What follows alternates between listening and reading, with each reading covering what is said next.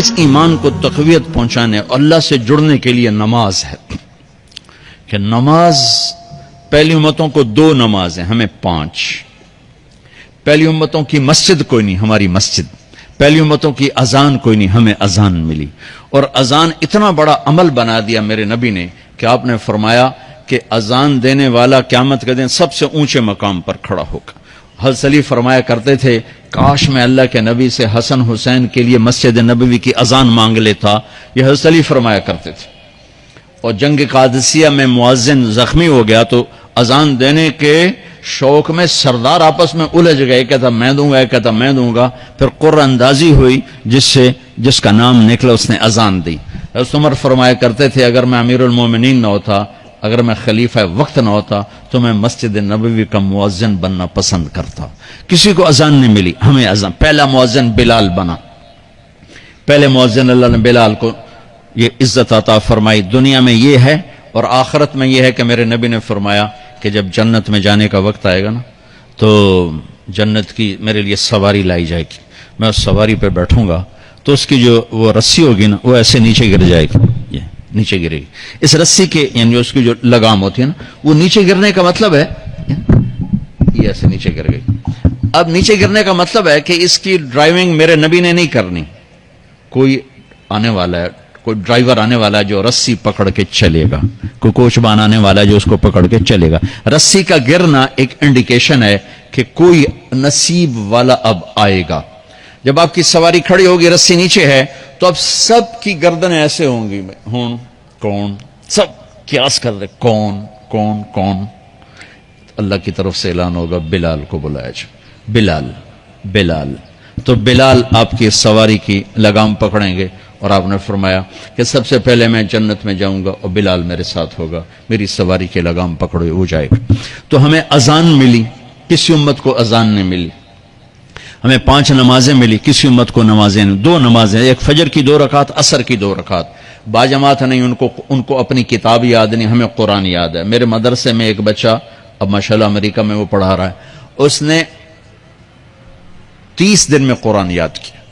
صبح یاد کرتا تھا، شام کو تراویح میں سناتا تھا. میرے مدرسے کا بچہ ہے، صبح بیٹھ کے مغرب تک پورا سپارہ یاد کر کے اور عشاء کو تراویح میں سنا دیتا تھا.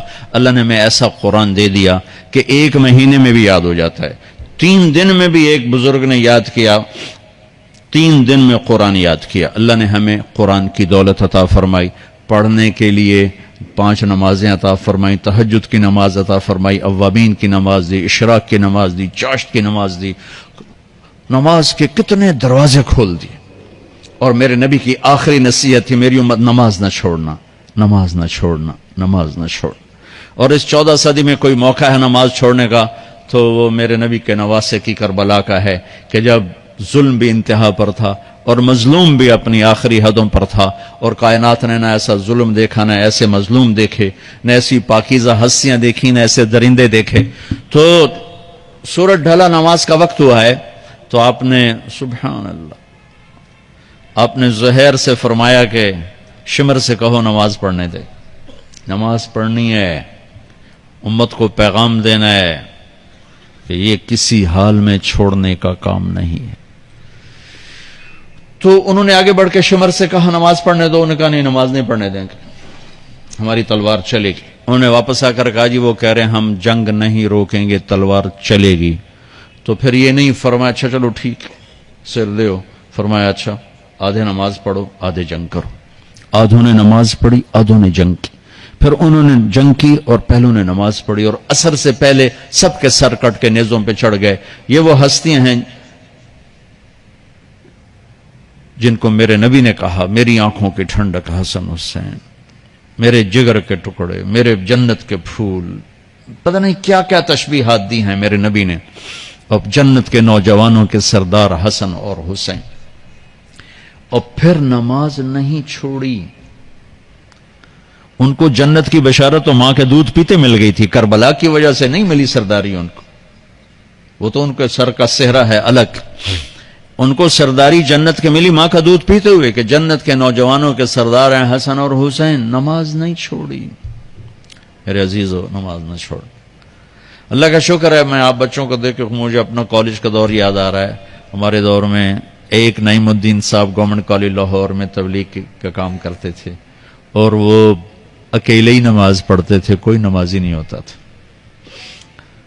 اور کسی لڑکے کی داڑھی نہیں تھی، کسی لڑکے سوا سے ایک نعیم الدین کی۔ اب ہر کالج میں جائے داڑھیوں والے بچے نظر آتے ہیں، ٹوپیوں والے بچے نظر آتے ہیں، کوئی لڑکی کے سر پہ دوپٹہ نہیں ہوتا تھا، کوئی ایجوکیشن تھی۔